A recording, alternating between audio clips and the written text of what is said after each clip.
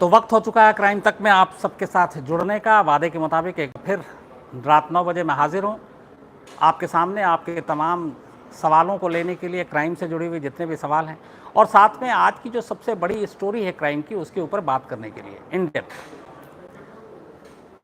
जो क्राइम तक के सब्सक्राइबर हैं उन सब का बहुत बहुत स्वागत है, और मैं उन सबसे यही कहूँगा कि अपने तमाम जानने वाले दोस्तों, रिश्तेदारों, उनसे भी कहें कि क्राइम तक से जुड़ें और क्राइम तक यूट्यूब चैनल पर जाएं, क्राइम तक को सब्सक्राइब करें, आइकन जो बेल है उसको ज़रूर प्रेस करें ताकि आपको नोटिफिकेशन मिलता रहे।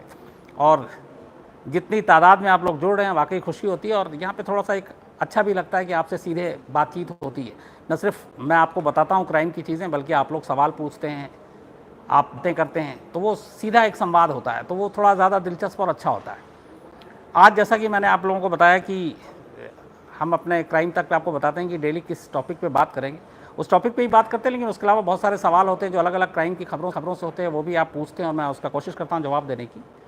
तो आज आप लोगों को पता होगा कि बिहार में जो लेफ्ट पार्टी है, बंद का ऐलान किया था, और उसके साथ कई पार्टियां भी जुड़ी। बिहार में जगह जगह पे बंद हुआ, विरोध प्रदर्शन हुआ, और उसकी वजह सिर्फ एक थी, बिहार के इतिहास का सबसे बड़ा रेप कांड, एक सेक्स स्कैंडल जिसको हम कह सकते हैं, जो अभी पिछले हफ्ते ही सुर्खियों में आया। बिहार से में की जो राजधानी है पटना, वहाँ से थोड़ी ही दूरी पर मुजफ्फरपुर एक इलाका है जहाँ पे एक शेल्टर होम कहें, बालिका गृह कहें, जहाँ पे उन लड़कियों को रखा जाता था जो कि लावारिस हैं या जो बेघर हैं, बेसहारा हैं।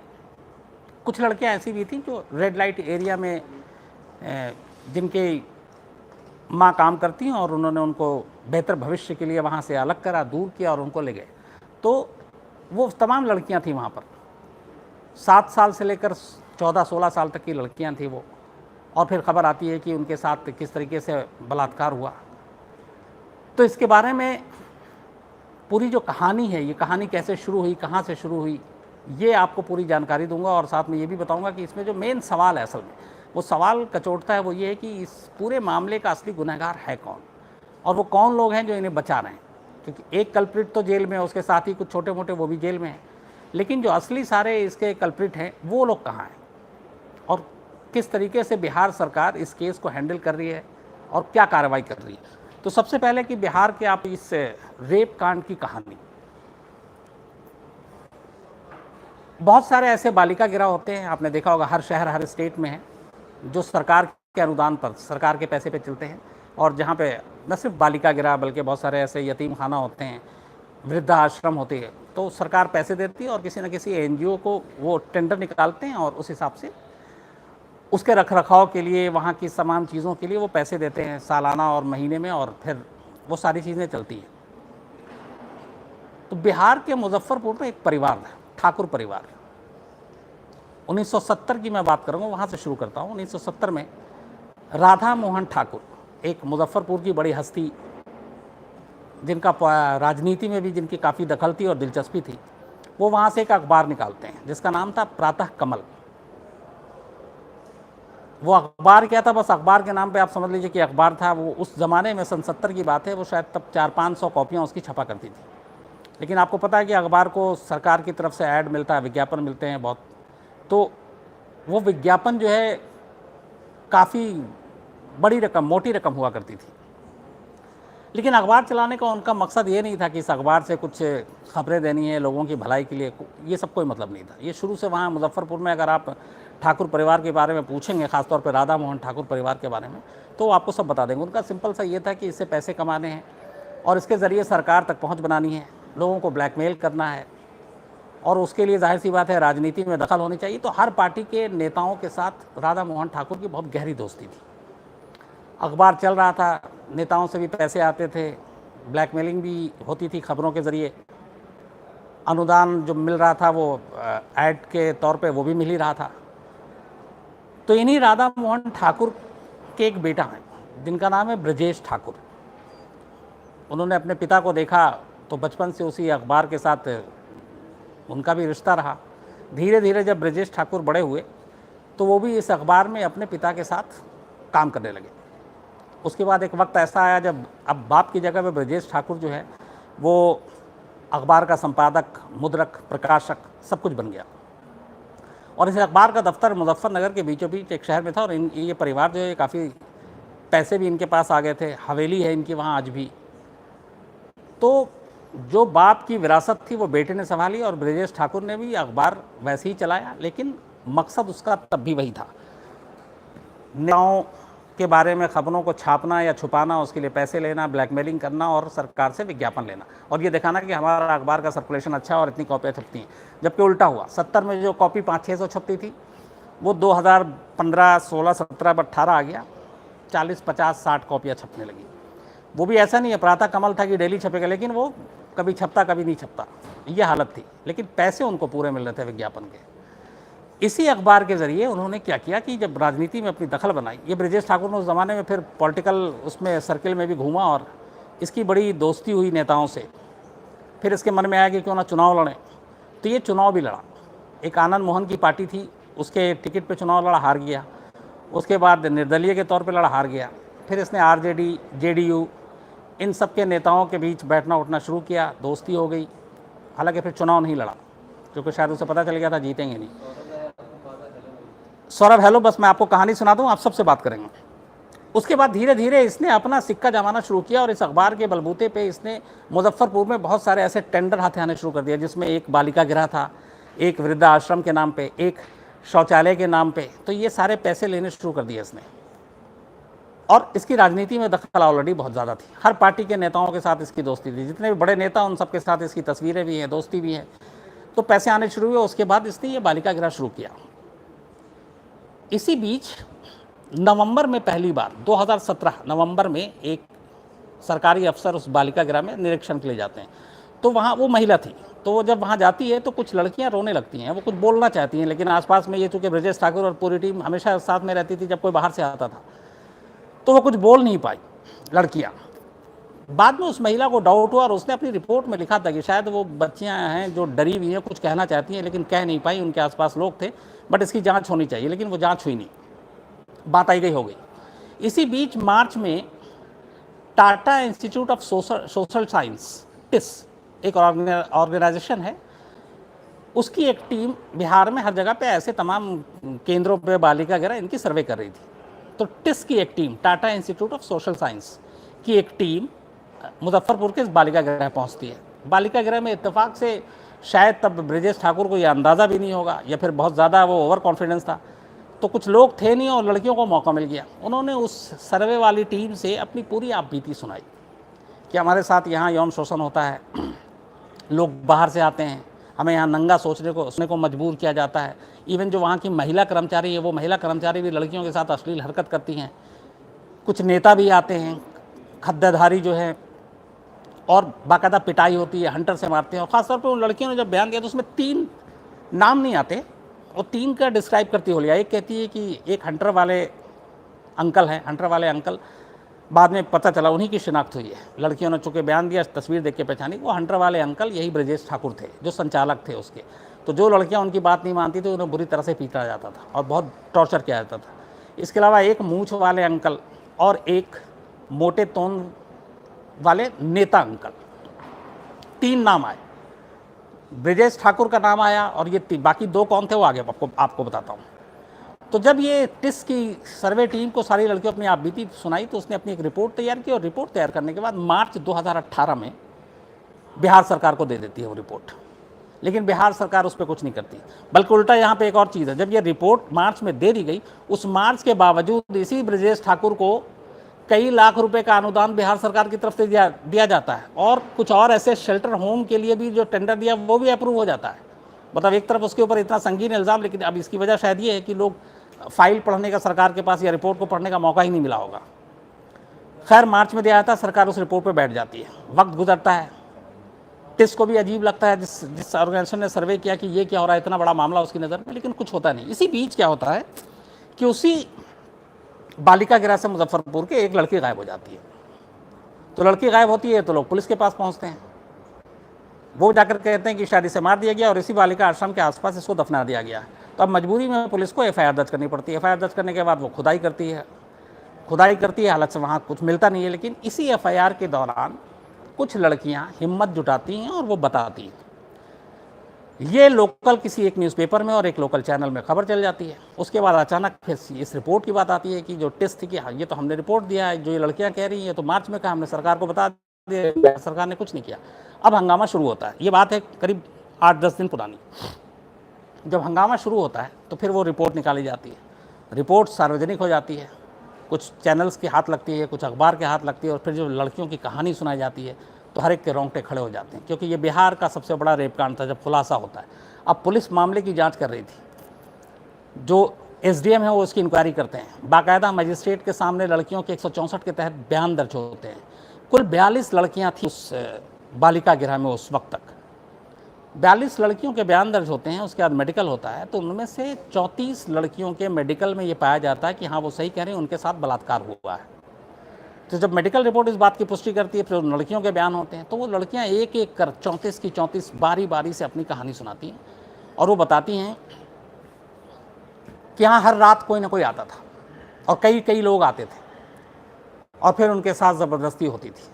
उनकी बातें ना मानने पर उन्हें टॉर्चर किया जाता था, मारा जाता था, इवन उनके गुप्तांग पे मारा जाता था, हंटर से मारा जाता था, जलाया जाता था। और पूछा गया कि जब मजिस्ट्रेट के सामने बयान और पुलिस के सामने, तो उन्होंने कहा कि हम बाकी के नाम नहीं जानते, लेकिन एक हंटर वाले अंकल हैं। तो फिर खैर वो फ़ोटो दिखाया पुलिस ने, तो कहा ये हंटर वाले अंकल हैं। वो फ़ोटो दरअसल ब्रजेश ठाकुर का था, तो उन लड़कियों ने पहचान लिया। बाकी दो कौन हैं, तो अभी जाहिर सी बात है कि उन्होंने हुलिया बताया। उनमें से एक मूंछ वाले अंकल थे और एक तोन वाले नेता अंकल। तो अब एक शक ये है, मूंछ वाले अंकल भी इसके करीबी थे, और वो एक तरह का दलाली का काम जो करते हैं इस तरह के फील्ड में, शायद वो था। और जो मूंछ वाले नेता अंकल की बात हो रही है, वो बिहार सरकार की एक मंत्री हैं, महिला मंत्री हैं, उनके पति हैं, जिनका काफ़ी दखल है और जिसका वहाँ आना जाना ये सब प्रूफ हो चुका है। लेकिन जांच के बाद ये देखिए कि पुलिस ने ब्रजेश ठाकुर और बाकी उसके सहयोगियों के और वहाँ के कर्मचारियों को तो गिरफ्तार कर लिया, उस महिला को भी गिरफ्तार किया जिस महिला के ऊपर अश्लीलता लड़कियों के साथ भी करने का इल्ज़ाम था। लेकिन जो बाकी दो अंकल की बात हो रही है उसको अभी तक सार्वजनिक नहीं किया। अब उस पर ये आवाज़ उठी कि चूँकि एक बिहार की महिला मंत्री के पति हैं, इसलिए दबाव में सरकार नहीं कर रही है। इसको लेकर विरोध प्रदर्शन भी हुआ, बट गिरफ्तारी नहीं हुई। जब मामला बहुत ज़्यादा तूल पकड़ा तो 4 दिन पहले नीतीश कुमार जो मुख्यमंत्री हैं, उन्होंने कहा कि ठीक है हम इसकी सीबीआई की जांच की आदेश देते हैं, क्योंकि हमारी एक मंत्री के पति का नाम आ रहा है। सीबीआई इसको टेक ओवर कर लेती है। अब सीबीआई जांच कर रही है, लेकिन अभी तक उस मंत्री के पति या जो मूंछ वाले अंकल हैं उनकी गिरफ्तारी नहीं हुई। अब सवाल यहाँ पे ये हो रहा है कि इतना बड़ा मामला जिसमें 34 लड़कियों के साथ बलात्कार की बात है, और भी न जाने क्या क्या हुआ है, और गवाही भी हो चुकी है, बयान भी दर्ज हो चुके हैं, सब कुछ हो चुका है, फिर क्यों नहीं गिरफ्तारी हो रही है? इसी को लेके आज बिहार में विरोध प्रदर्शन हुआ, बिहार बंद का ऐलान किया वहाँ की लेफ्ट पार्टी ने। और सवाल अब नीतीश कुमार पे भी उठ रहा है। सवाल ये है कि जाहिर सी बात अगर लड़कियों के बयान हैं और वहाँ नेता भी जाते थे और भी लोग इस तरीके के जाते होंगे, तो उन लोगों का नाम क्यों नहीं सामने लाया जा रहा है? उन्हें गिरफ्तार क्यों नहीं जा रहा है? क्यों नहीं अब तक किया गया? क्योंकि सीधे सीधे नीतीश कुमार की जो एक छवि है, एक सुशासन बाबू की छवि है, उनके बारे में कहते हैं बहुत ईमानदार हैं और इन चीज़ों में वो कभी पढ़ते नहीं हैं। लेकिन यहाँ एक इतना बड़ा मामला है, और ये देश का मेरे ख्याल में, जहाँ तक मुझे याद, एक बार आपसे मैंने और भी कहा था कि अजमेर सेक्स स्कैंडल को अगर मैं छोड़ दूँ तो शायद इससे बड़ा सेक्स स्कैंडल या इतनी बड़ी रेप की सामूहिक घटना नहीं हुई है। 92 में जो अजमेर में हुआ तो उसमें करीब 80 लड़कियाँ थीं जिनको रेप करके उनको ब्लैकमेल किया गया था। यहाँ 34 लड़कियाँ। बिहार के इतिहास में ऐसा नहीं है, और शायद हिंदुस्तान के इतिहास में भी ऐसा नहीं है कि इतनी लड़कियों की एक साथ रेप की एक जगह पे खबर आए। तो अब जो है सवाल ये है कि कौन किसको बचा रहा है और कौन लोग जिम्मेदार है। तो जो पूरा बयान है, जो 16 पन्ने की चार्जशीट है, उसमें 3 अहम चीज़ें हैं। एक ब्रजेश ठाकुर हंटर वाले अंकल, दूसरा मूंछ वाले अंकल, तीसरा तोंद वाले नेता अंकल।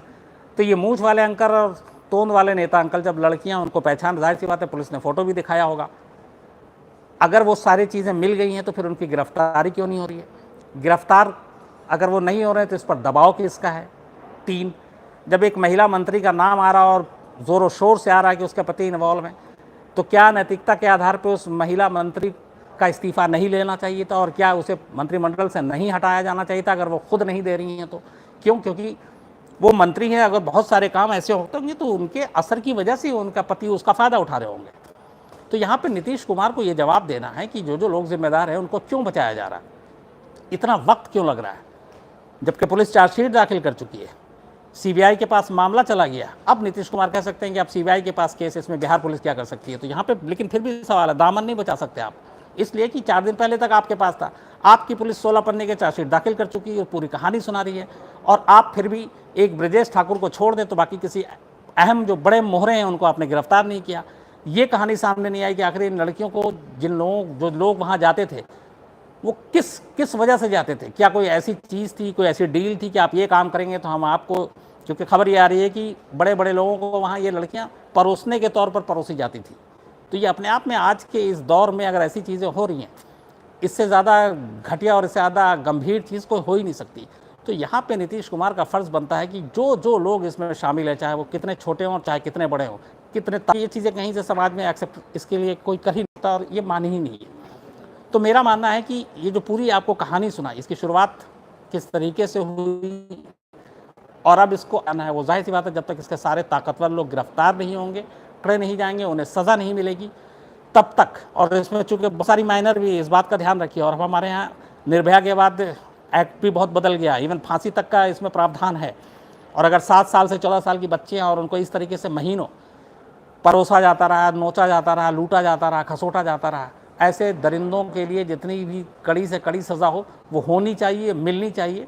और अब ये सीबीआई के पास जांच है, सीबीआई अपनी जांच करके जाहिर सी बात है सच सामने लाएगी। लेकिन नीतीश फ़र्ज़ है, नैतिकता के आधार पर ही फ़र्ज़ है कि उनके जिन लोगों पर ज़रा सा भी शक है, और जाहिर सी बात है पुलिस उनके अंडर में है, उन्हें बेसिक रिपोर्ट भी पता होगी कि अब तक पुलिस ने क्या क्या रिपोर्ट दी है, उस रिपोर्ट के आधार पर, उस शक के आधार पर ऐसे लोगों के खिलाफ तो उनको कार्रवाई करनी चाहिए। और ख़ासतौर पर अपनी सरकार में जो लोग इसके लिए जिम्मेदार हैं, जो डिपार्टमेंट जिम्मेदार, डिपार्टमेंट के अफसरों को भी चुन कर उनको एक तरफ करना चाहिए और उसको कानून के हिसाब से सज़ा देनी चाहिए। तो ये थी पूरी बिहार के रेप कांड की कहानी।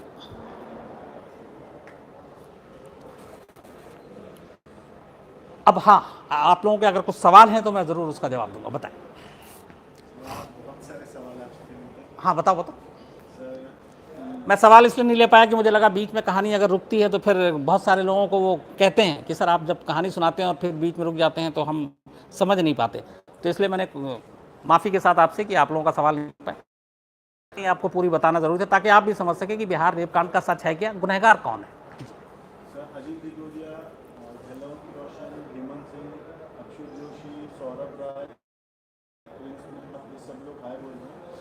जितने भी ये अजीत से लेके प्रिंस साहब, आप सभी का हाय, बहुत बहुत thank you very much crime तक में आने के लिए, सुनने के लिए, हम लोगों को इतना वक्त देने के लिए। सर उसके बाद एक आशीष राठौर है, उन्होंने सबसे पहले सवाल किया है कि मुजफ्फरपुर में रेप कांड में बड़े बड़े लोगों की मिले हुए हैं, आपको क्या लगता है, आप क्यों नहीं बिहार में रिपोर्टिंग करने लोग? आशीष राठौर साहब, मैंने जैसा आपको बताया इसमें बड़े बड़े लोग हैं, और आपने जो कहा कि क्यों नहीं बिहार में रिपोर्टिंग करने के लिए गए, जाना था मुझे इसके लिए। हालांकि मैं इसमें लगातार वारदात में ये शो दिखा रहा हूँ और मुझे इसके लिए जाना था, लेकिन हुआ क्या कि अचानक कल सुप्रीम कोर्ट से एक ऑर्डर आ गया है कि अब हम जो वो पीड़ित बच्चे हैं उनका इंटरव्यू ब्लर करके भी या वो करके भी हम टीवी पे नहीं दिखा सकते। और बिहार में हमारी बहुत मजबूत टीम है, सुजीत कुमार झा हमारे ब्यूरो चीफ हैं और वो लगातार वहाँ से पिछले, रोहित है एक वहाँ पे हमारा रिपोर्टर बहुत तेज़ तर्रार, तो ये तमाम लोग वहाँ से खबरें भेज रहे हैं और हम लोग इस पर न रखे हुए हैं। मुझे लगा कि अगर कुछ ऐसा इसमें और बड़ी चीज़ आती है तो बिल्कुल मैं बिहार जाऊंगा और ज़रूर वहाँ से रिपोर्टिंग करूँगा। सर एक डॉक्टर ईशान भारद्वाज है, उन्होंने बोला subscription has increase in my hospital for my staff, I mean mandatory to subscribe crime तक एंड फॉलो ट्रीटमेंट। क्या नाम बताया? भारद्वाज साहब, दिल से आपका शुक्रिया जो आपने कहा और जिस तरीके से आपने कहा है कि सभी के लिए मस्त कर दिया सब्सक्राइब करने के लिए।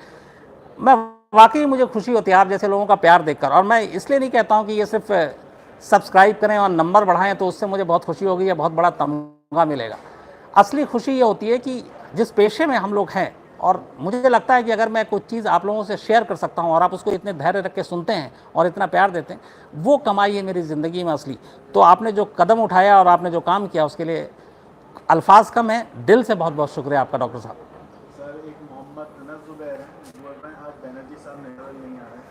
अनस जुबैर साहब, बनर्जी साहब पे मैंने थोड़ी सी लगा दी क्योंकि वो दिन भर अलग अलग प्लेटफॉर्म पे दिखते रहते हैं और बहुत सारे लोगों की फिर शिकायत होती है कि आप सवाल के जवाब नहीं देते हैं।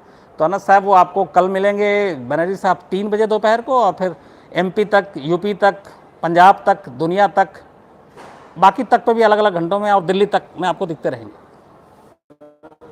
इसके अलावा एक सवाल आया है, क्या बलात्कार मोमबत्ती जलाकर मार्च निकालने से रुक जाएंगे? क्या नाम है? Sir Kapil sir. कपिल मोमबत्तियां जलाकर विरोध प्रदर्शन करके जुर्म नहीं रुक सकता है। और ये मोमबत्तियों का जो चलन शुरू हुआ था ये निर्भया के बाद हुआ, हमने देखा। उसके बाद दिल्ली हो, मुंबई हो, कहीं भी कुछ होता है। इवन अभी आप मुजफ्फरपुर का ही ले लीजिए, मैं कल भी तस्वीर देखी, आज भी तस्वीर देखी, बिहार में ही विरोध प्रदर्शन हुआ जिसमें कुछ जगहों पे मोमबत्तियां भी जलाई गई, आगे और भी जलेंगी। बट ये एक मतलब एक निशानी तो हो सकती है, एक सिंबल तो हो सकता है कि आप विरोध कर रहे हैं, लेकिन ऐसा करके हम क्राइम ख़त्म कर देंगे, मैं इस चीज़ से बिल्कुल सहमत नहीं हूँ। अगर ऐसा होता तो शायद हज़ारों लाखों मोमबत्तियाँ निर्भया के वक्त जली थी, और सिर्फ दिल्ली में नहीं जली थी। वो इकलौता ऐसा केस था कि निर्भया के लिए हिंदुस्तान के हर कोने में मोमबत्तियाँ जली थी। पर सिर्फ मोमबत्तियाँ जलाने से कुछ नहीं होगा। जलाना है तो उन इंसानों के अंदर में जो रावण है ना, जो इस तरीके के वारदात करता है, इंसानों के अंदर छुपे उस रावण को जलाना ज़रूरी है। मोमबत्तियाँ जलाने से अगर जुर्म रुक जाता तो फिर लाखों मोमबत्तियाँ जली हैं, करोड़ों और कुर्बान, लेकिन ऐसा होगा नहीं।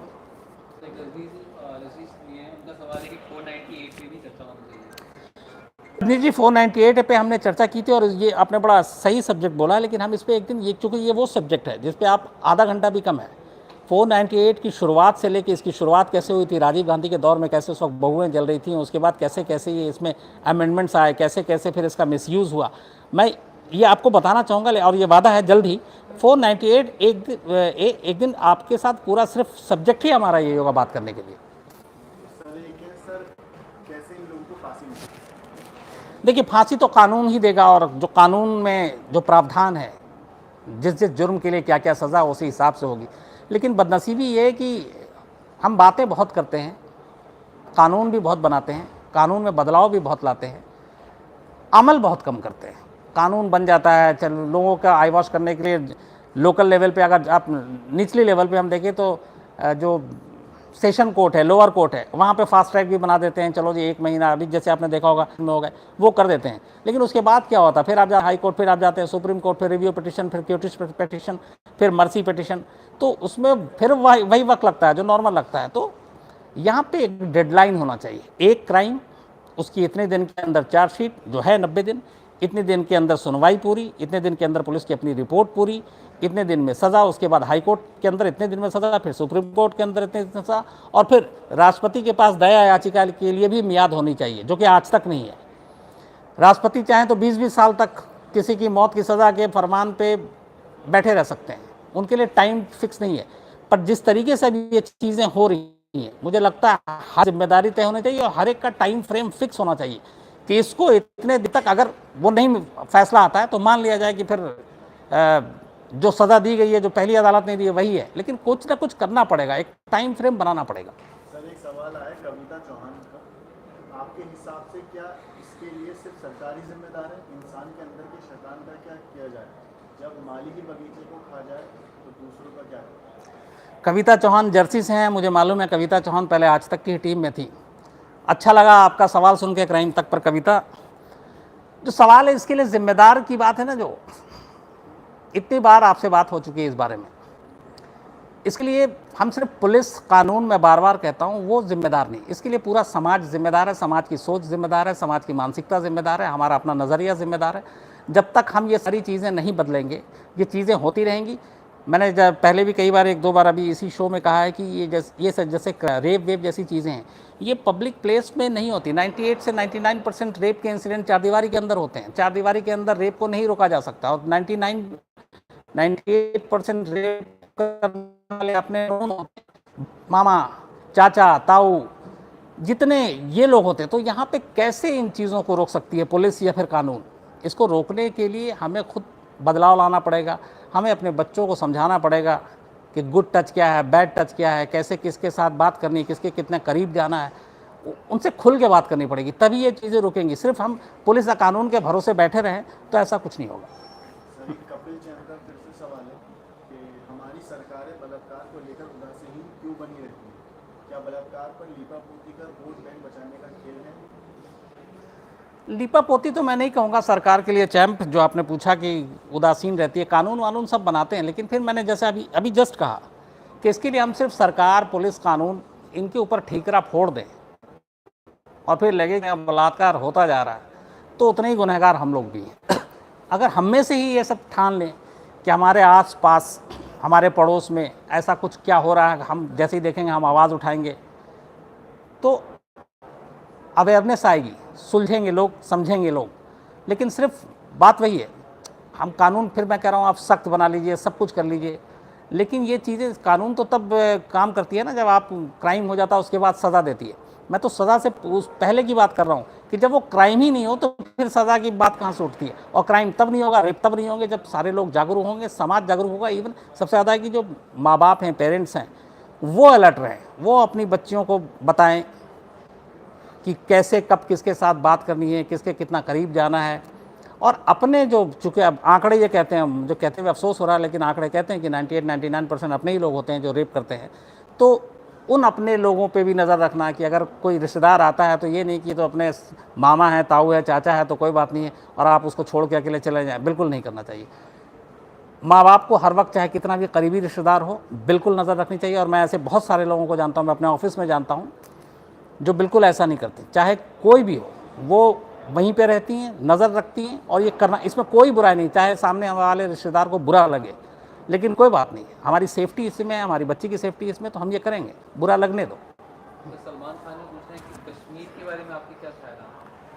सलमान भाई, कश्मीर के बारे में फिर कभी हम लोग बात करेंगे। ये भी आपने जैसे भी 498A का एक सब्जेक्ट था, ये भी एक पूरा सब्जेक्ट, और मैं दिल से कश्मीर के बारे में बात करना चाहता हूँ क्योंकि मैं इतनी बार कश्मीर गया हूँ और जो कुछ देखा है कश्मीर में, बहुत सारे दोस्त हैं। कश्मीर की तस्वीर मीडिया में कैसी है, कश्मीर के अंदर की कैसी है, कश्मीर के लोग कैसे हैं, कश्मीर पाकिस्तान शान है, ये सारी चीज़ें अपने बहुत लंबी कहानी है। और मैं आपसे ज़रूर वादा करता हूँ कि इस पर हम लोग एक दिन पूरा एक सब्जेक्ट होगा। और अच्छा हुआ आपने मुझे ये याद, मेरे जहन में नहीं था कि ये भी एक टॉपिक है आपसे बात करने के लिए। एक दिन पूरा कश्मीर आपके नाम। सर, एक पार्क प्रजापति है, वो कहना first the heart punishment, what culture we have and where we go. क्या नाम बताया?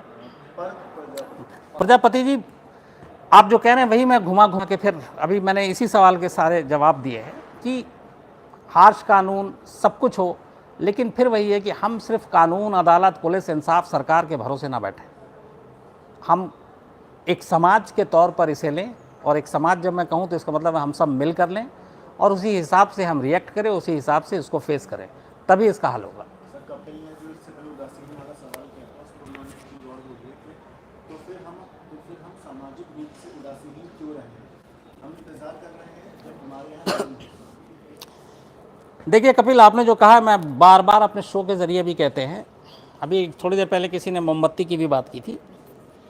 हम लोग इंडिया गेट पे, गेटवे ऑफ इंडिया पे, तमाम जगहों पे जाकर जब भी ऐसा कोई इंसिडेंट होता है, जब भी कोई देश में निर्भया होती है, मोमबत्तियाँ जला के चले आते हैं। उसके बाद क्या करते हैं?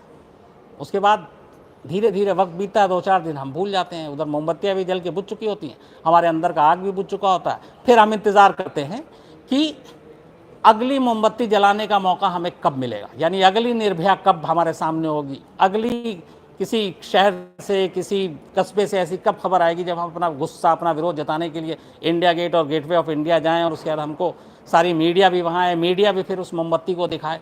ये हम लोग करते हैं। तो सवाल ये है कि एक मोमबत्ती जलाने के बाद जब वो उसके साथ हमारी आग बुझ जाती है, हम इंतज़ार क्यों करते हैं? हम उसी वक्त ये क्यों नहीं इतना प्रेशर और इतना वो बनाते हैं, और अपने आप को भी, अपने अंदर भी। मैं फिर वही कहूँगा, सिर्फ सरकार, पुलिस ये नहीं, कि ऐसी चीज़ दोबारा ना हो, इसके लिए ऐसी क्या क्या चीज़ें की जाए। हो सकता है अगर सब मिल बैठ के ये सोचेंगे और सब फैसला करेंगे और सब इस पर स्टैंड लेंगे, और वो भी बहुत मजबूती से, तो ये चीज़ें हो सकती हैं और हम कर सकते हैं। लेकिन उसके लिए यही ज़रूरी है कि बदलाव सिर्फ सरकार का नहीं, 5 साल के बाद बदलाव ये नहीं कि आपका 3 साल में आपके इलाके का SHO बदल गया, DCP बदल गया, कमिश्नर बदल गया, नहीं। आप सबको, हम सबको भी इस बदलाव की बहुत ज़रूरत है। रिजर्वेशन पे, हालांकि रिजर्वेशन का क्राइम से कोई लेना देना नहीं है, और मैं कोशिश करता हूं कि आपसे क्राइम से जुड़ी हुई चीज़ें, क्राइम से जुड़े हुए मुद्दों, हालांकि रिजर्वेशन को लेकर बहुत सारे ऐसे हिंसा भी होती है। अभी जैसे मराठा रिजर्वेशन को लेकर आपने महाराष्ट्र में देखा पिछले हफ्ते कैसे कई जगह पे प्रदर्शन हुए, कुछ लोग बेचारे मारे भी गए। लेकिन मैं कोशिश करूंगा किसी दूसरे रूप में रिजर्वेशन को लेकर जितनी जानकारी है वो मैं आपसे साझा करूं, शेयर करूं, और उस पर भी आपसे बात करूं। सर, एक युवा सोल्यूशन क्या है, क्या कोई सोल्यूशन है कि नहीं इस चीज़? ये हमारे क्राइम तक के एक दर सवाल कि इस रेप को रोकने का कोई सॉल्यूशन है कि नहीं और ये बीमारी क्या है। जैसा मैं बता रहा हूँ बिल्कुल है, बट ये तभी है जब हम दूसरों की तरफ उम्मीद से ना देखें, दूसरों की तरफ मदद के लिए सिर्फ हम भरोसा ना करें, हम खुद अपनी मदद करें। हम हर घर के अंदर ये जो चीज़ें हैं कि इन चीज़ों से रेप होता है, हम अपनी बच्चियों को किसी अनजान के पास ना छोड़ें, अकेले ना छोड़ें। और ऐसे लोग जो जिनका रिकॉर्ड रहा है, जैसे किसी ने बहुत पहले कहा था, कुछ ऐसे रेपिस्ट हैं, हम तो आज बात कर रहे हैं 2018 में, चलिए अब आपको मैं बताता हूँ। अगर मान लीजिए 90s में रेप हुआ, 95 में, 2000 में रेप हुआ, तो तब तो फांसी और इसकी उम्र कैद की भी सज़ा नहीं थी। और उस ज़माने में तो ये भी था कि उम्र कैद 14 साल की हुआ करती थी। तो ऐसे तो रेपिस्ट सब 10 साल, और तब 14 साल भी नहीं मिला करता था, बड़ा थोड़ा सा लीनियन वो हुआ करता था। 8 साल 5 साल में भी रेपिस्ट बाहर आ जाते थे। तो वो जो सारे रेपिस्ट जो 2000 से पहले रेप घूम रहे हमारी समाज में, हमारे आसपास, ऐसे लोगों को भी पहचानना चाहिए। सर एक सवाल ये है कि जो गैंग रेप के मामले होते हैं उनमें सुनवाई इतनी लंबी क्यों होती है, जबकि गैंग रेप में तो जाहिर सी बात है अगर गैंग रेप हुआ है तो अत्याचार ही हुआ होगा, लड़की ने कुछ गलत इल्जाम नहीं लगाया, बहुत कम केसेस में ऐसे होते हैं। तो सवाल ये पूछ रहे हैं कि गैंग रेप का मामला फास्ट ट्रैक में क्यों? क्या नाम है इनका? सुनील कुमार। सुनील कुमार। आपने पूछा कि गैंग रेप में भी इतना वक्त क्यों लगता है। आपके जवाब के ही तौर पे सिर्फ एक इसमें बताऊं तो मैं 2012 में हुआ था निर्भया का, 6 लोग थे, और कहते हैं कि एक से ज़्यादा हो तो कानून के हिसाब से वो गैंग रेप की श्रेणी में आता है। तो निर्भया जिसने इस पूरे देश को हिला के रख दिया, रुला कर रख दिया, उस निर्भया के मामले में भी 6 साल लगते हैं। तो आप अंदाज़ा लगा सकते हैं कि बाकी हमारा सिस्टम कैसे काम करता है। लेकिन बात यहाँ ये नहीं कि गैंग रेप और रेप हम अलग अलग श्रेणी में बांटे हैं। रेप मतलब रेप है, क्योंकि जब एक रेप भी एक आदमी भी करता है तो वो सिर्फ उसकी जिस्म को छलनी नहीं करता है, वो उसकी रूह तक को कुचल के रख देता है। उस लड़की से पूछे जिसके साथ जो रेप विक्टिम है, वो पूरी ज़िंदगी उस चीज़ को भुला नहीं सकती है। वो जब तक जीती है उस जख्म के साथ जीती है। और यही वजह है कि सिर्फ रेप और गैंग रेप को हम अलग नहीं, हमको ये देखना है कि उसको सज़ा कितनी मिले और कितनी जल्दी मिले। अगर बहुत आप 10-15 साल के बाद दे रहे, 6 साल के बाद भी सज़ा दे रहे हैं, तो मेरा मानना है कि वो सज़ा ही नहीं है। वो इतने साल तो आराम से जी रहा है। लेकिन जिसके साथ रेप हुआ है, वो जब तक जिंदा आखिरी सांस लेती है वो जी नहीं पाती है, फिर वो हमेशा किस्तों में मरती रहती है, हर दिन मरती है। जो है उन्होंने बोला है सर, निर्भया के आरोपियों का इतना लालन पोषण क्यों? कपिल, निर्भया के आरोपियों का लालन पोषण नहीं है। हमारा देखिए देश का कानून है, जेल मैनुअल है कि जिसको भी जेल के अंदर रखा जाता है उस हिसाब से उसे खाना मिलता है, उस हिसाब से उसको रहना सहना होता है। तो ऐसा नहीं है कि लालन पोषण होता है। लेकिन हाँ, फिर ये बात उसी से जुड़ा हुआ है कि इतना लंबा रखें ही क्यों, इतना लंबा उसकी खातिरदारी जेल में भी क्यों करें, उसको 3 वक्त का खाना क्यों मिले, जबकि सज़ा इतना, उसकी जो जुर्म है इतना हीनियस है। तो ऐसे लोगों को फ़ौरन उसका हिसाब किताब होना चाहिए। लेकिन फिर वही वाली बात घूम फिर कर आ जाती है कि कौन करेगा। लोअर कोर्ट से लेकर हाई कोर्ट, सुप्रीम कोर्ट, वकील, तारीख, डेट, सारी ऐसी चीज़ें हैं जो इन चीज़ों को लंबा खींच देती हैं। सर एक सवाल ये है कि जो बाबा लोग जो आस्था के नाम पे रेप कर रहे हैं, तो वो उनके लिए अलग से कानून क्यों ना बने, क्योंकि वो आस्था के साथ भी खेल रहे हैं और असमत के साथ भी खेल रहे हैं। क्या नाम है? कैलाश साहनी। कैलाश साहनी का ये क्वेश्चन है कि जो बाबा हैं, जो बहुत सारे रेप के इल्ज़ाम में अंदर हैं, उनके लिए अलग कानून बना है, ये आप कह रहे हैं ना? देखिए, ये तो मुमकिन नहीं है, क्योंकि हमारी जो आईपीसी है और जो हमारा संविधान, उसमें अलग अलग कैटेगरी के हिसाब से डिफ़ाइन किया जाए, ये पॉसिबल नहीं है। लेकिन हाँ, ये भी एक फैक्ट है कि जो बड़े बड़े नाम हैं, जैसे आप अभी आसाराम ले लीजिए, बाबा राम रहीम ले लीजिए, इसके अलावा साईं राम ले लीजिए,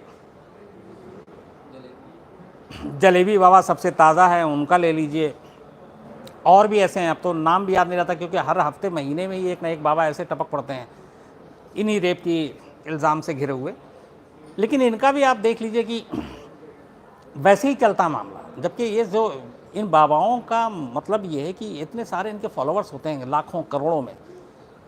तो ये समाज को एक मैसेज देने के लिए अगर हम सिर्फ यही कर लें कि ऐसे केसों की सुनवाई बहुत जल्दी हो, फास्ट ट्रैक हो, नीचे से लेकर ऊपर तक, और फिर उनको मैक्सिमम सज़ा हो, तो ये एक नज़ीर होगा, एक एग्जाम्पल होगा सभी के लिए। लेकिन होता क्या है कि यहाँ पे भी वही हम लोग ढर्रा अपनाते हैं जो एक आम लोगों के साथ।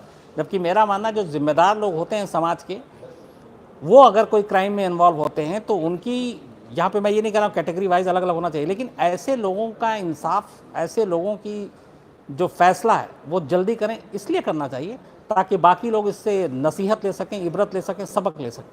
सर मोहम्मद जुबैर का एक सवाल है कि जैसे सऊदी अरब वगैरह में कानून है कि वो सरेआम उनको सज़ा दी जाती है, तो उससे क्या होता है कि जो बाकी ऐसे लोग हैं जो ऐसा कर सकते हैं भविष्य में, तो उनको एक सबक मिलता है ताकि वो उससे दूर रहें। तो ऐसा कोई कानून हमारे मोहम्मद ज़ुबैर, आपका सवाल है कि जैसे गल्फ़ में, सऊदी अरब में जिस तरीके से होता है, क्या वो पॉसिबल है इंडिया में ताकि दहशत कायम हो और लोग क्राइम ना करें? देखिए, यहाँ पे पर्सनल मुझे नहीं मालूम, लेकिन मैं इंडिविजुअली जो सऊदी अरब में जिस तरीके की सज़ा का प्रावधान है और जिस तरीके से दिया जाता है, मैं उससे थोड़ा सा सहमत नहीं हूँ, क्योंकि वो कहते हैं कि वहाँ पे जिस तरीके की सज़ा जो देने का चलन है वो सदियों पुराना है। उस ज़माने में इंसान इतना सभ्य नहीं हुआ था। जैसे हाथ काट देना, चौराहे पे सर काट देना, ये सारी चीज़ें आज भी होती है वहाँ पे। धीरे धीरे जब हम लोगों ने तरक्की की और सभ्य समाज में जीना सीखा, रहना सीखा, तो उसी हिसाब से कानून भी बना। तो एक सभ्य समाज का कानून शायद इन चीज़ों की इजाज़त नहीं देता कि किसी को आप बीच सड़क पे आधा ज़मीन के अंदर गाड़ के और सबके हाथ में पत्थर दें और कहें इसको संसार करो। किसी को बीच सड़क पे आप खड़ा करके दोनों हाथ रस्सी से बांध दें और उसके, अगर उसने चोरी की, उसके हाथ काट दें। किसी को बीच सड़क पर आप लकड़ी के तख्ते पे सर रख के और सबके लोगों के सामने उसका सर कलम कर दें। बल्कि अब तो ये हो चुका कि जो फांसी की सज़ा जो रस्सी पे लटका के दी जाती है, उसको भी लेकर सवाल उठ रहे हैं कि उसमें ज़्यादा तकलीफ़ होती है। कई ऐसे इंसिडेंट हुए हैं कि जब आप तख्ता हटता है फांसी के फंदे से, तो वो ये हिस्सा ही जो है वो कट के गिर जाता है। फिर हुआ कि वो बना होना चाहिए। कई जगह पे आज गोली मारकर मौत की सज़ा दी जाती है, कई जगह पे आपको साइनाइड या पॉइज़न दे के दिया जाता है, कई जगह गैस चैम्बर में आपको डाल के सज़ा दी जाती है। बट ये इस बारे में बहस उठ रही है कि ऐसी सज़ा हो, मौत की सज़ा भी, कि जो ज़्यादा तकलीफ़ दे ना हो, नंबर एक। नंबर दो, कई जगहों पे तो ये भी है आप मौत की सज़ा ही नहीं देंगे। वो आप अगर किसी को, उसके पीछे सोच ये है कि आप किसी को ज़िंदगी नहीं दे सकते, तो फिर उसकी आप जान लेने का आपको हक़ नहीं है। तो कई ऐसे देश हैं जहाँ पर मौत की सज़ा नहीं है, वहाँ पे क्या करते हैं कि वो अलग अलग क्राइम की कैटेगरी में जो डिफ़ाइन है, तो 200, 250, 230 साल, अभी जैसे यूएस में हुआ 2-3 ऐसे मामले जिसमें 130, 170 साल की सज़ा हुई एक शख्स को। अब जाहिर सी बात, तो उसकी ज़िंदगी ज़्यादा तक क्या जिएगा, 70, 80, 90 साल की उम्र होती है आजकल। 80, 90 भी मैंने ज़्यादा बोल दिया, तो वो 200 साल कहाँ जिएगा। लेकिन है तो वो है, मतलब इतनी सज़ा होती कि फिर वो जेल से बाहर नहीं आ सकता, मरेगा जेल में। अब आप लोगों से बहुत बात की और एक चीज़ भूल गया, अच्छा भी मुझे लगा, भूलना भी चाहिए, तो क्योंकि आप लोग याद रखते हैं। क्राइम तक ज़रूर सब्सक्राइब करें। अपने जितने जानने वाले हैं, जैसे हमारे एक डॉक्टर साहब ने अभी कहा, आज मुझे बड़ा अच्छा लगा कि उन्होंने अपने सारे स्टाफ को कहा कि आप ये सब्सक्राइब करना मस्ट है। तो मैं आप लोगों को मस्ट नहीं कहूँगा, प्यार से जितना आप क्राइम तक सब्सक्राइब करेंगे, जितने लोग जुड़ेंगे, जितने सारे सवाल आएंगे, मुझे भी अच्छा लगेगा और वो लोग सुनेंगे तो मुझे लगता है कि शायद थोड़ा बहुत ठीक ठाक बोल लेता हूँ तो आप लोगों को भी अच्छा लगेगा। और मेरी कोशिश होगी कि जितनी मेरी जानकारी है पिछले 20 साल की क्राइम के बारे में, क्राइम के सीन के बारे में, इन्वेस्टिगेशन के बारे में, वो सारी चीज़ें आपको शेयर करूं। बट हाँ, आप लोगों के जब सवाल सुनता हूं तो उसका जवाब देने में मुझे सबसे ईमानदारी से, मुझे उसमें ज़्यादा अच्छा लगता है, उसमें ज़्यादा मज़ा आता है। तो क्राइम तक ज़रूर सब्सक्राइब कीजिएगा। रजनीश कुमार पूछ रहे हैं कि एडल्ट कंटेंट पर बैन क्यों नहीं लगता है, वो लग जाए तो शायद इस तरह की घटनाएं कम। रजनीश कुमार, देखिए रजनीश कुमार, ये एक्चुअली जो सोशल मीडिया है इसमें थोड़ी सी मुश्किल है। आप ये है मुश्किल है कि आप इस पर हमारा लगाम नहीं है। बहुत सारी चीज़ें हैं जो इंडिया से एक्टिवेट नहीं होती है, तो लेकिन इस पर बातचीत चल रही है, क्योंकि एक ये भी इशू उठा है बहुत सीरियस कि इस एडल्ट कंटेंट और ये पोर्नोग्राफी और इस तरह की फिल्मों की वजह से भी सोसाइटी में रेप जैसी चीज़ों का चलन बढ़ा है। और कुछ ऐसे रिपोर्ट्स भी आई हैं जो इस बात की तस्दीक पुष्टि करती हैं। तो मुझे लगता है आने वाले वक्त में शायद, अभी गवर्नमेंट इस पर काम कर रही है कि इन तरह की चीज़ों को कैसे रोका जाए। मुझे लगता है इस पर भी कोई ना कोई रास्ता निकलेगा और हल निकलेगा। ये बिहार वाले मामले को लेकर एक दर्शक जितेंद्र कुमार राय, वो ये कह रहे हैं कि इस मामले में बिहार सरकार की काहिल रही, समाज कल्याण विभाग की उनके खिलाफ भी कार्रवाई होनी चाहिए। किन्होंने पूछा है? जितेंद्र कुमार राय। जितेंद्र कुमार राय जी, आपको मैंने शुरू में कहा था कि इसमें बिल्कुल है। बिहार सरकार अगर इस रिपोर्ट पे पहले अमल कर लेती, जो अफसर वहाँ जाते थे उनकी बात पहले मान लेती, हर महीने ईमानदारी से वहाँ जाकर चेकिंग होती, तो ये चीज़ें होती नहीं। लेकिन वही है कि हमारे यहाँ इन चीज़ों पे कौन ध्यान देता, कौन किसकी बालिका गिरा, एक शेल्टर होम, गरीब बेसहारा बच्चों का घर, किसको फुर्सत पड़ी है वहाँ जाके देखने की कि वहाँ क्या हो रहा है। आजकल तो सिर्फ राजनीति है, राजनीति है, राजनीति, और इसके अलावा कहाँ कुछ है। तो इन लोगों की सुध कौन लेने वाला है? जब होता है तो हो हल्ला होता है। लेकिन मैं फिर कहूँगा, मैं भी आपके सामने खड़ा हुआ इस पर बात कर रहा हूँ, चलिए हफ्ता 10 दिन गुजरने दीजिए, हम सब भूल जाएंगे इसको भी, कि कोई एक नई कहानी आएगी, एक कोई नया क्राइम होगा, एक कोई नया मुद्दा आएगा, एक कोई नया पॉलिटिकल वो होगा, हम उसमें उलझ जाएंगे, इसको हम भूल जाएंगे। यही होता रहा, यही होता रहेगा और यही आगे भी होगा।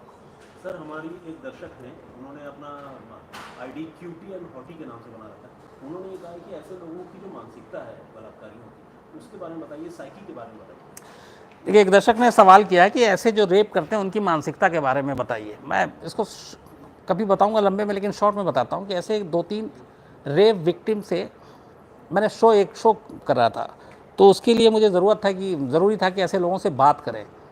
तो मैंने ऐसे कई लोगों से बात की, एक 1-1.5 घंटा उनके पास बैठ कर के उन्होंने कैसे किया। एक दिल्ली का ही मामला था, वो बच्चों के साथ कुकर्म करता था और उनको मार भी देता था। उसका मैंने इंटरव्यू भी किया, वो भी चला है। तो बताता था कि उसे कुछ समझ में नहीं आता था, और पहली बार में थोड़ा सा वो घबराया था, डरा था, फिर वो मतलब बेहिस हो गया था, उसको कोई फीलिंग ही नहीं आती थी। उसे लगता था जैसे मुझे खाना खाना है वैसे ही मुझे रेप करना है। मतलब उसको सुन के मेरे रोंगटे खड़े हो रहे थे। और ये फैक्ट है, जो ऐसे लोग होते हैं उनका दिमाग जो है वो इस तरह से काम करना बंद कर देता है, और उनको कायदे से, तो मुझे ये लगता है कि इंसान की कैटेगरी में रखना भी हम लोगों के लिए गलत होगा। वो इंसान होते ही नहीं उस वक्त, वो पूरी तरह से हैवान होते हैं, जानवर होते हैं, राक्षस होते हैं, और उनका बस एक ही भूख होती है और वो वही होती है। सर 2 सवाल एक साथ है। रजनीश कुमार ये कह रहे हैं कि अश्लील गाने और फिल्मों पर भी रोक लगनी चाहिए, वो कम से कम क्यों नहीं लगता? और पार्थ प्रजापति ये कह रहे हैं कि पॉर्न वीडियो प्रॉब्लम नहीं है, क्योंकि अगर ये प्रॉब्लम होता तो 1990 से पहले भी इस तरह की घटनाएं होती थी, मानसिकता प्रॉब्लम है। तो पार्थ प्रजापति और रजनीश कुमार, तो रजनीश कुमार और पार्थ प्रजापति, आप दोनों के सवाल हैं कि एक पॉर्न फिल्मों अगर रेप की वजह बनती तो 1990 के पहले बनती। आप बिल्कुल सही कह रहे हैं, नंबर 1। नंबर 2, दूसरा क्या था सवाल? दूसरा नाम है पार्थ प्रजापति। नहीं, सवाल हाँ, उनका ये कहना है कि कम से कम अश्लील गानों पर तो रोक। हाँ, अश्लील गानों पे भी रोक लगनी चाहिए। पहले मैं पोर्नोग्राफी और 1990 की आपको बात बताता हूँ। ये सही है कि उस ज़माने में ये सारी चीज़ें नहीं थी, ये मोबाइल में फिल्में नहीं होती थी, है ना, और इतना डिजिटल तरक्की भी नहीं किया था। बट रेप तब भी होता था, ऐसा नहीं है। लेकिन अब जो है रेप के इंसिडेंट आप उठाकर आंकड़े देखें एनसीआरबी के, तो रेप के जो इंसिडेंट्स हैं वो बहुत बढ़ गए। दूसरा, उस वक्त रेप की वजह क्या थी? चूँकि अच्छा हुआ आपने सवाल किया, मैं उसको बाकायदा पढ़ने की कोशिश करूंगा, उस वक्त के कोई रिसर्च और इस तरह की चीज़ें मिली कि लोगों की मानसिकता क्या थी। लेकिन अभी जो मैं पढ़ रहा हूँ या जो मेरे पास रिसर्च है और इस तरह की चीज़ें आनी, उसमें ये है कि अगर जो 10 रेप के इंसिडेंट होते हैं उसमें से 7-8 जो रेप का अक्यूज़ड है, जिसने रेप किया है, उससे जब पुलिस ने पूछताछ की कि तुमने इसका रेप क्यों किया था, तो उसके बाकायदा स्टेटमेंट हैं उन लोगों के, हमने फिल्में देखी थी मोबाइल पे और यहाँ वहाँ, और उसके बाद हमारा दिमाग ख़राब हुआ और हमने ये कर दिया। तो ये इस वजह से ये चीज़ें बढ़ी हैं, ये एक फैक्ट है। और अब ये है कि जो जिस तरीके की फिल्में, जो पोर्नोग्राफी को देखता है, तो वो उस वक्त वो कुछ पल के लिए वो इंसान भी नहीं होता और कुछ ना कुछ खुराफात चलता रहता है। तो ये एक सच है जिसको छुपाया नहीं जा सकता। तो ये वजह है। दूसरी, जो फिल्मों में अश्लील गाने, और ये बहुत बार भी ये मुद्दा उठा है, ऐसे गाने आपने पहले भी, मैं तो अभी की बात नहीं, 90s की बात कर रहा हूँ, जब एक संजय दत्त की, अभी संजू आजकल चर्चा में है, उस वक्त एक संजय दत्त की फिल्म आई थी खलनायक, उसका एक गाना था जिसको लेकर बहुत हंगामा हुआ था, माधुरी दीक्षित के ऊपर फिल्माया गया था। तो उस वक्त भी आवाज़ उठी थी। आज भी ऐसे बहुत सारे गाने, बल्कि आज तो डबल मीनिंग कुछ ज़्यादा ही हो गए हैं। तो इस पर सेंसर बोर्ड का काम है कि वो कार्रवाई करे, और इसको लेके कुछ आवाज़ उठ रही है। लेकिन देखिए, यहाँ पे एक बात, मैं भाषण ज्ञान नहीं दूंगा कि ये होना चाहिए, वो होना चाहिए। मेरा एक सिंपल सी बात है, इस तरह के गाने को पॉपुलर कौन बनाता है? हम और आप ही बनाते हैं। हम ना सुने तो बनाएंगे क्यों? एक गाना, 2 गाना, 3 गाना, उसके बाद वो बंद कर देंगे। लेकिन ऐसे गाने गुनगुनाते भी तो हम ही आप हैं। क्यों? क्योंकि हमें भी डिफरेंट लगता है, लीक से हट के लगता है, तो हमें अच्छा लगता है। तो ये कि हम इसको सुनेंगे भी, गुनगुनाएंगे भी, और फिर हम शिकायत भी करेंगे, ये नहीं होना चाहिए। सर बहुत सारे नए दर्शक भी जुड़ रहे हैं, तो आप एक बार उनको भी स्वागत करते हैं। जो भी हमारे नए दर्शक सब हमारे साथ जुड़ रहे हैं क्राइम तक पे, आप लोगों का बहुत बहुत शुक्रिया। और हो सकता है मैं थोड़ा जल्दी शुरू हो जाता, लेकिन क्या करूं, वारदात का वक्त असल में 11 बजे होता है, तो मैं 9 बजे आता हूं ताकि आप लोगों से बात करके फिर जाऊं, फिर वारदात के एंकर लिखूं, उसके बाद बाकी जो तैयारी करूं, देन लाइव पे खड़ा हूँ, उसका एंकरिंग करूँ, फिर हटूँ और ये वारदात की जो स्टोरी चल रही, जो पैकेज एडिट हो रहा उसको देखूँ, तो इसमें वक्त लगता है। तो लेकिन आप लोग जुड़ते जाएं और मैं भी कोशिश करूंगा कि बीच में कभी मौका मिला तो दिन में भी आप लोगों से बात करूंगा। लेकिन आप लोगों से जुड़ के वाकई अच्छा लगता है और आपके सवाल सुनकर तो और भी अच्छा लगता है। कई सवाल आपके, आज मैं ईमानदारी से बताऊं, उसने मुझे प्रेरणा दी कि मैं इन चीज़ों पे और पढ़ूं और रिसर्च करूं और पता करूं कि ये क्या है, तो अच्छा लगा। सर, 2 दर्शक हैं, ऋषभ मल्लिक हैं, ये पोर्नोग्राफी बैन के ऊपर ही कह रहे हैं कि सरकार ने एक बार बैन तो किया था, लेकिन 2 या 3 दिनों से ज़्यादा चल नहीं पाया ये बैन। नहीं, ऋषभ वो पूरी तरह से बैन नहीं था पोर्नोग्राफी पे। वो एक कोशिश थी कि इन चीज़ों पे, जैसे जो जितने पोर्न साइट है वो नहीं होंगे, उसको रोक लगा दिया जाएगा। लेकिन वो कामयाब इसलिए नहीं हुआ कि वो गवर्नमेंट के हाथ में ही था कंट्रोल करना, क्योंकि ये सारे साइट्स जो है वो एग्जीक्यूट बाहर से हो रहे थे, उसका चैनल अलग था, तो वो हम चाह कर भी नहीं कर सकते बहुत सारी चीज़ें, तो इसलिए वो सक्सेसफुल नहीं हुआ। लेकिन अब देखिए उसका आगे कुछ ऐसा तोड़ निकलता है जिसकी वजह से शायद इस पर रोक लग सके। राकेश कुमार डेथ सेंटेंस चाहते हैं रेप के मामले में। राकेश जी, ऑलरेडी रेप के मामले में डेथ सेंटेंस है इस देश में और नया कानून तो और भी सख्त है। लेकिन फिर बात वही है कि सेंटेंस होना, सज़ा देना, कानून बनाना, ये सब अलग चीज़ है। लेकिन कब, कितनी जल्दी, क्योंकि अगर लेट से दिया जाता है तो फिर उसका कोई मतलब नहीं। जितनी जल्दी दी जाए वो तब तो उसका मतलब है, वरना फिर कानून बनाने से सिर्फ काम नहीं चलेगा। आशा ज्योति वर्मा ये बधाई दे रही है, हमने 10,000 क्रॉस किया। आशा ज्योति वर्मा जी, आपका तहे दिल से शुक्रिया। आपकी वजह से ही अभी ये परिवार क्राइम तक का 10,000 क्या से बड़ा हो गया है और आप लोगों का जितना प्यार मिलेगा ये बढ़ता जाएगा। और मैं चाहता हूँ ये परिवार हमेशा फलता फूलता रहे, आप जैसे अच्छे लोग जुड़ते रहें, मिलते रहें, हम लोगों से पूछते रहें, सवाल करते रहें और हमारी कमियों पे हमें डांटे भी, हमारी कमियों को बताएं भी और सुझाव जो है वो भी दें। हम कोशिश करेंगे कि आपके हर सुझाव को मानें, हर कमियों को दूर करने की कोशिश करेंगे और जितनी ज़्यादा आपको जानकारी दे सकें, खबरों के आगे की भी, खबरों के पीछे की भी, जो सच्चाई है वो आप तक ला सकें, यही कोशिश, यही मकसद है हमारा। फेसबुक पर सतीश एनजीओ वर्कर है सर, ये कह रहे हैं कि कोई कुछ नहीं कर सकता जब तक हम और आप जागरूक नहीं। सतीश जी, यही मैंने कहा था आपसे लगभग 10-12 मिनट पहले कि यही फैक्ट, और आपने बड़ी अच्छी लाइन कही। अब जो भी अभी क्राइम तक के मेरे तमाम दर्शक बाकी सुन रहे हैं, सतीश जी की ये लाइन वाकई है। हम और आप अगर जागरूक नहीं होंगे, हम और आप अगर इनिशिएटिव नहीं लेंगे, हम और आप अगर पहल नहीं करेंगे तो फिर कुछ नहीं होगा। फिर ये होगा कि हम कमज़ोर लोग हैं, हम सिर्फ सरकार, पुलिस, कानून, अदालत इनके भरोसे बैठे रहेंगे और जो लोग दूसरों के भरोसे पे बैठते हैं वो हमेशा मार खाते हैं। इसलिए ज़रूरी ये है कि हम खुद इनिशिएटिव लें, हम खुद आगे बढ़ें। आप देखिए सब कुछ बदल जाएगा। यश त्रिपाठी हैं सर, वो आपके अंदाज की तारीफ कर रहे हैं। यश त्रिपाठी जी, शुक्रिया बहुत बहुत आपका, दिल से। सर, सऊदी अरब में है रेहान असलम, वो ये कह रहे हैं कि वो सऊदी अरब में देख रहे हैं, लेकिन VPN डाउनलोड करके देख लेते हैं। वहाँ देखना मुश्किल होता है, लेकिन वो देखते जरूर आपका। रेहान असलम साहब, आपका भी दिल से शुक्रिया कि कम से कम आप इतनी तकलीफ़ के बाद भी देखते हैं और इतना प्यार करते हैं। और मैं कोशिश करूंगा कि आप लोगों को कभी नाउमीद ना करूं, निराश ना करूं और हमेशा आप लोगों के इस पे खरा उतरूं और जो भी सच है वो सिर्फ सच दिखा सकूं।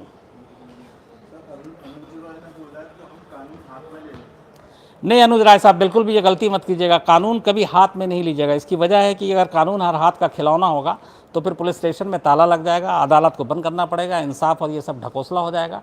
एक सभ्य समाज के लिए ज़रूरी है कि हर चीज़ अपने हिसाब से चले, हर चीज़ का एक सिस्टम है। अगर आप कानून हाथ में लेंगे तो कल को सामने वाला भी लेगा, फिर हम जंगल रात में पहुंच जाएंगे। तो ऐसा नहीं होना चाहिए, हमें भरोसा रखना चाहिए सिस्टम पे। और दूसरा, हर चीज़ में बदलाव आता है, हर चीज़ बदलती है। आप इसको घर से शुरू करें। बहुत सारी चीज़ें आपको शायद अपने आसपास के लोगों को, अपने घर वालों को पसंद नहीं है, तो क्या आप उन्हें छोड़ देते हैं? क्या आप उन्हें मारते हैं? नहीं, आप उनकी उन गलतियों को सुधारने की कोशिश करते हैं, बदलाव लाते हैं। यही हमें अपने समाज, अपने देश के साथ भी करना चाहिए। इसलिए होपफुल रहिए, पॉजिटिव सोचिए, सब कुछ बदलेगा, आप देखिएगा। तो मुझे लगता है इस वक्त अब काफ़ी समय हो गया है और कल आपसे फिर 9 बजे मिलेंगे। नहीं, अभी बहुत सारे दर्शक जोड़ रहे हैं सर, कौन? सुनना चाहते हैं आपसे। उधर से मुझे कहा जा रहा नहीं, बहुत सारे और कुछ लोग पूछना चाह रहे हैं। हाँ, संजीव ठाकुर है सर फेसबुक पर, ये कह रहे हैं कि CBI तो बाद में जो करेगी, बिहार सरकार को अपने पुलिस के जरिए इस मामले को इनिशिएट करके पहले फांसी दिला दो। संजीव ठाकुर साहब, असल में कानून में एक अड़चन ये है कि अब ये केस CBI को दे दिया गया। 4 दिन पहले तक ये गेंद बिहार सरकार के पाले में था। अब बिहार सरकार कुछ नहीं कर सकती। अब जो है CBI ही इस मामले में चार्जशीट दाखिल करेगी, CBI ही गिरफ्तार करेगी, CBI ही सब कुछ करेगी। तो 4 दिन तक नीतीश कुमार के पास एक बहुत, मुझे लगता है कि गोल्डन अपॉर्चुनिटी था, एक अच्छा मौका था। इस केस में त्वरित कार्रवाई करते हुए जितने भी पावरफुल लोग थे उनको पकड़ के और सीधे एकदम कानून के कटघरे में खड़ा करते और मैसेज देते कि देखो हमारे लिए सब बराबर है, कोई बड़ा हो कोई छोटा नहीं। और हमने जो हमारे सामने आया हमने सज़ा दे दी, लेकिन अब ये मौका वो खो चुके हैं। रजनीश जी हैं सर, वो फेसबुक पर पहली बार आपका शो देख रहे हैं और बहुत खुश है, और आपको और आपकी पूरी टीम को बधाई कर रहे हैं। रजनीश जी, आप फेसबुक से शो देख रहे हैं, बहुत बहुत शुक्रिया आपका। और मैं अपनी पूरी टीम तक बता दूंगा, बल्कि मेरी पूरी टीम यहीं खड़ी हुई है, तो उन सबको मैं उन सब तक मैसेज पहुंचाऊंगा। और आप फेसबुक पे देख रहे हैं, और मुझे उम्मीद है कि आपने यूट्यूब पे ज़रूर सब्सक्राइब कर रखा होगा। अगर नहीं किया होगा तो फ़ौरन कीजिए, और अपने तमाम जानने वालों से भी करवाइए, ताकि आपका क्राइम तक का ये परिवार जो है वो बड़ा होता जाए। इस तरह की गुफ्तगू के अलावा आप कोई शो क्यों नहीं करते जो लोगों को जागरूक करे और देश को समझाए? नहीं, ये मैं करूंगा। आप लोगों को सिर्फ क्राइम की खबरें नहीं और आपके सवाल नहीं, बल्कि मैं कोशिश कर रहा हूं कि एक शो मैं आप लोगों के सामने लेकर आऊं, जिससे सिर्फ आपको क्राइम से सावधान करने की बातें बताऊं। सुरक्षित कैसे रहें आप, महफूज कैसे रहें किसी भी क्राइम से, क्योंकि हम सब जिस माहौल में रहते हैं, हर वक्त कुछ ना कुछ हमारे आसपास होता रहता है। तो उन चीज़ों से अगर बचने का मैं थोड़ा बहुत भी आपको टिप दूँ और उसका कोई फ़ायदा हो, तो ये मेरे लिए बहुत बड़ी बात होगी। तो जल्दी हम ये करेंगे और ज़रूर मैं आपके साथ शेयर करूँगा। अब इस वक्त दीजिए इजाज़त, इसलिए कि बस 1 घंटा और 6 मिनट बचा है वारदात के लिए। और आज वारदात ज़रूर देखिएगा, आपसे मेरी पर्सनल रिक्वेस्ट है। उसकी वजह ये है कि वारदात डेली बहुत सीरियस बनाता हूँ। आज थोड़ा सा सीरियस भी है, लेकिन थोड़ा लाइट भी है। ये एक गाना जो है आजकल बहुत पॉपुलर है, आपने सुना होगा, किकी चैलेंज, है ना। तो इस गाने की शुरुआत कैसे हुई, कहाँ से हुई, और इस गाने ने पूरे देश में कहाँ पे बवाल मचा रखा है। कौन कौन से ऐसे कंट्री हैं जिन्होंने इस गाने पे बैन कर दिया, इस चैलेंज पे। और इंडिया में चाहे मुंबई हो, दिल्ली हो, बेंगलोर हो, हैदराबाद हो, चंडीगढ़ हो, यूपी हो, यहाँ पे क्या कुछ हो रहा है। और एक बड़ौदा की आंटी ने है इस चैलेंज को स्वीकार किया, और अचानक उनके साथ पुलिस ने क्या किया। ये सारी पूरी इनसाइड स्टोरी अगर किकी चैलेंज के बारे में आप लोग नहीं जानते हैं तो भी जान जाएंगे। 11 बजे वारदात में आपसे मुलाकात होगी, ठीक 1 घंटे 5 मिनट के बाद।